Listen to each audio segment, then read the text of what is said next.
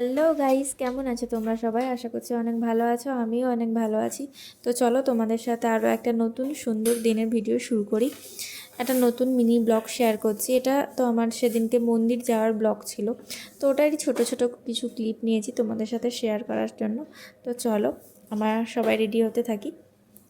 তো প্রথমে আমি জাস্ট বেসিক কিছু স্কিন কেয়ার স্টেপ ফলো করেছি, তারপরে এই সানস্ক্রিনটা লাগালাম। তো সানস্ক্রিনটা ভালোভাবে লাগিয়ে তারপর যে বেশিগুলো ছিল ওগুলো হাতে লাগিয়ে নিয়েছি। তো এখন তো বাইরে যা রোদ, বুঝতেই তো পারছো, সানস্ক্রিন না মাখলে পুরোই একদম ট্যান পরে পুরোই শেষ হয়ে যাবে। তো তারপর জাস্ট আমি বেসিক যে রুটিনটা থাকে ওটা নর্মালি প্রাইমারটা দেওয়ার পর কনসিলার দিয়ে কনসিলটা করছিলাম। কনসিলারটাকেই আমি ফাউন্ডেশন হিসেবে পুরো মুখটাতে দিয়েছিলাম, কারণ ফাউন্ডেশন দিলে একটু বেশি হেভি হেভি ফিল হয় আমার, তাই মনে হয় যেন কনসিলারটাই বেস্ট। তারপর আমি পাউডার দিয়ে পুরোটা শেড করে নিয়েছি। তারপর ঠোঁটে একটু লিপ বাম অ্যাপ্লাই করে নিয়েছি। আর তারপর এই যে ব্লাশটা, এটা আমার খুবই ফেভারিট পার্ট। তো ব্লাশটা লাগাতে আমার খুবই ভালো লাগে। তো তারপর আমি লাগিয়েছি অল্প করে, চোখে আইলাইনার লাগিয়েছি। আর তারপর একটা সরু নেকলেস পরেছি, খুবই মিনিমাল রাখার জন্য সাজটাকে। তারপর একটা দিয়েছি জুডিওর লিপস্টিক, আর সাথে দিয়েছি জুডিওর একটা পারফিউম। এই স্মেলটা আমার খুবই ভালো লাগে। তো তারপর আমি রেডি হয়ে যাচ্ছিলাম তাড়াহুড়ো করে, কারণ সকাল থেকে আমার পুজো দিতে যাওয়ার কোনো প্ল্যানিং ছিল না, হঠাৎ করেই প্ল্যানিংটা হয়েছিল। তো আমাকে খুব তাড়াতাড়ি করে রেডি হতে হচ্ছিলো, কারণ আমার সাথে আর যে দুই সুন্দরী যাবে তারা অবশ্যই রেডি হয়ে গেছিলো খুবই আগে। তো এই যে তারা আমার পেছনেই আসছে, একটু পরেই তাদেরকে দেখতে পাবে। এই যে চলে এসছে আর এক সুন্দরী, তার পেছনে আসছে আর এক সুন্দরী। তো আমরা তিনজন মিলে সেদিনকে পুজো দিতে গিয়েছিলাম আমাদের এখানে ছিন্নমস্ত মায়ের মন্দিরে। তো তোমরা যদি কখনো যেতে চাও তো আমাকে বলো, আমি অল ডিটেলস শেয়ার করে দেবো। সকাল থেকে প্ল্যানিং না থাকায় আমাদের বেরোতে অনেকটাই দেরি হয়ে গেছিলো, আর বাইরে তো ছিল প্রচণ্ড রোদ। তাই আমরা রুমের পাশ থেকে ধরে নিয়েছিলাম একটা টোটো। তো সেটাই টোটো করেই চলে যাচ্ছিলাম মন্দিরের উদ্দেশ্যে। বেশি দূর নয়, অনেকটাই কম পথ ছিল। তো টোটো করে আপাতত চলে এসেছি আমরা মন্দিরের কাছে। তো মন্দিরের এখানে আশেপাশে বিষ্ণুপুরের বিখ্যাত অনেক শাড়ির দোকান আছে।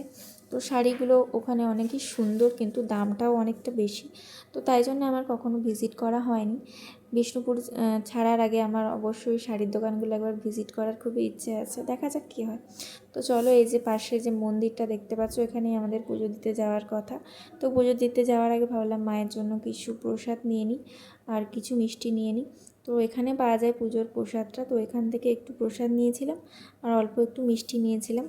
তো আমার এখানের মধ্যে যে কালাকান দুটো আছে, যেটা বাটারস্কচ আর যেটা নর্মাল, এই দুটো ফেভারিট মিষ্টি আমার। তো তোমাদের কোন কোন মিষ্টিটা ফেভারিট, তো অবশ্যই কমেন্ট করে জানিও আমাকে।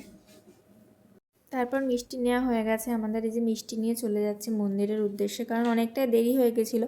আর কিছুক্ষণ পর থেকেই মন্দিরের পুজো বন্ধ হয়ে যাওয়ার কথা। তো আমরা তাড়াতাড়ি করে মন্দিরের উদ্দেশ্যে যাচ্ছিলাম। আর এই যে দুজনে মিলে একটু অল্প ভিডিও করছিলাম। তো এই ভিডিও ক্লিপটা আমাদের দুজনের খুবই পছন্দ হয়েছে, দুজনেই দুদিক থেকে ভিডিও ক্লিপটা করেছি। তো তারপর মন্দিরে ঢুকে পড়লাম। তো সেদিন শনিবার ছিল, তাই জন্য অনেক বেশি ভিড় ছিল। যদিও আমাদের পুজো দিতে অত দেরি হয়নি, কারণ সবাই খুব তাড়াতাড়ি করেই পুজোটা সেরে দিচ্ছিলো। 3টে পুরোহিত ছিল, ওরা তাড়াতাড়ি করে আমাদের পুজোটা সেরে দিয়েছিল। আর এই যে আমাদের পুজো দেওয়া কমপ্লিট হয়ে গেছে। তো আমরা মন্দিরে একটু বসে আছি, বসে বসে ছবি তুলছি আর ভিডিও করছি। তো আর কি করব, এই যে কয়েকটা ছবি তুলে নিয়েছি। তারপর ভাবলাম মন্দিরের আশপাশ থেকে একটু ঘুরে আসি। তারপর দেখলাম আরও অনেকগুলোই ঠাকুরের মন্দির আছে, তো ওখানে ভাবলাম একটু বাতি দিয়ে দিই। তো তারপর আমরা সব মন্দিরে গিয়েই একটা একটা করে বাতি জ্বালছিলাম। এখানে ছিল শিবের মন্দির, যেখানে আমরা বাতি দিতে এসেছিলাম। তো একদিকে এখানে শিবের মন্দির ছিল, যে বড় মন্দিরটা দেখলে ওখানে দুটো কালী ঠাকুর আছে। আর এদিকে ছিল শিবের মন্দির। আমরা যে সামনের দিকে এগিয়ে গিয়ে আর একটা জায়গায় বাতি দিলাম, ওখানেও ছিল শিবের মন্দির। আর তার ঠিক পেছনেই ছিল রাধাকৃষ্ণের মন্দির। তো একটা মন্দিরের ভেতরে অনেকগুলো ঠাকুর আছে এখানে। এই যে মন্দিরটা অনেকটা বড় জায়গা নিয়ে তৈরি, আর অনেক দিনের পুরনো মন্দির এটা। এখানের মা খুব জাগ্রত, তাই সবাই শুনেছি এখানে পুজো দিয়ে অনেক মনস্কামনা পূর্ণ হয়েছে। তাই আমরাও ভাবলাম যে কয়েকবার পুজো দিয়ে আসি। এটাও ফার্স্ট না, এর আগে আরও একবার এসেছিলাম পুজো দিতে। তারপর এইখানেও এই যে মন্দিরটা ছিল, এটাও ছিল শিবের মন্দির। তারপর আমরা এখানেও বাতি জ্বাললাম, তো মাকে প্রণাম করে তারপর আমরা পেছনের মন্দিরের উদ্দেশ্যে গেলাম।